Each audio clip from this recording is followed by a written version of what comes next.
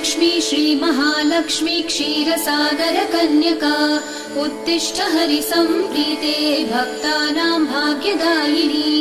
श्रीलक्ष्मी श्रीमहालक्ष्मी क्षीरसागरकन्यका उत्तिष्ठ हरिसम्प्रीते भक्तानां भाग्यदायिनी।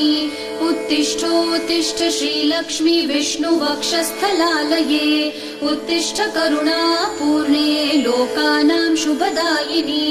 उत्तिष्ठोत्तिष्ठ श्रीलक्ष्मी विष्णुवक्षस्थलालये उत्तिष्ठ करुणापूर्णे लोकानां शुभदायिनी।